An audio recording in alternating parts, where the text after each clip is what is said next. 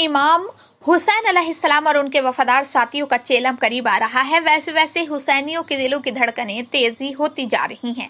यह ऐसा मौका है कि इमाम हुसैन अलैहिस्सलाम से शिद्दत रखने वाला हर व्यक्ति ये चाहता है कि वो अरबईन के दिन पवित्र नगर करबला में मौजूद रहे।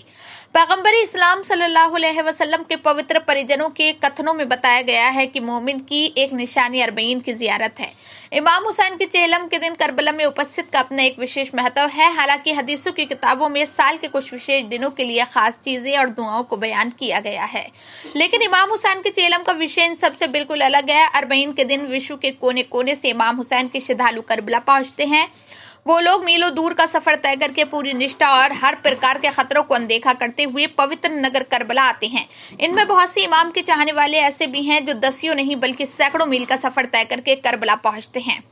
यहाँ पर सवाल ये पैदा होता है कि हर तरह के खतरे को मोल लेकर लोग विश्व के विभिन्न हिस्सों से चेलम या अरबईन के दिन करबला क्यों पहुंचते हैं। इस सवाल के वैसे तो कई जवाब हैं, लेकिन जहां तक हुसैनियों की बात है तो उनका ये मानना है कि यदि इमाम हुसैन का बलिदान न होता तो इस समय सही या शुद्ध इस्लाम मिट गया होता।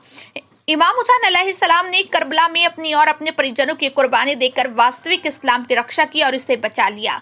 इस बारे में इमाम सादिक अलैहिस्सलाम का कहना है कि इमाम हुसैन ने इस्लाम को अज्ञानता और पथभ्रष्टता से बचाने के लिए अपना सब कुछ न्यौछावर कर दिया और मुट्ठी भर पथभ्रष्ट लोगों ने इमाम का विरोध करते हुए उन्हें शहीद कर दिया। इमाम हुसैन ने मानवता की रक्षा करते हुए ईश्वर की राह में तन मन धन सब कुछ लुटा दिया। सीरिया में यजीद की हुकूमत थी, जहां उसका महल था। जब इमाम हुसैन और उनके साथी करबला में शहीद कर दिए गए तो यजीद ने उनके परिजनों को सीरिया बुलवाया। जब सीरिया में यजीद के दरबार में इमाम हुसैन अलैहिस्सलाम के परिजन पहुंचे तो उनके यजीद ने बड़े ही घमंड में इमाम के बारे में कुछ अपशब्द कहे। इसके जवाब में इमाम हुसैन की बहन हजरत ज़ैनब ने अपने भाषण में कहा कि ईश्वर की सौगंध, तू चाहे कोई भी चाल चले, लेकिन तू कभी भी हमारी याद को दिलों से निकाल नहीं सकता। सच्चाई यह है कि कूफे और शाम में हजरत ज़ैनब और इमाम सज्जादे के भाषणों से लोगों को धीरे धीरे वास्तविकता का पता चलने लगा था, किंतु लोग उनकी उम्वी शासकों के अत्याचारों के डर से अपने मन की बात कहने से भयभीत थे।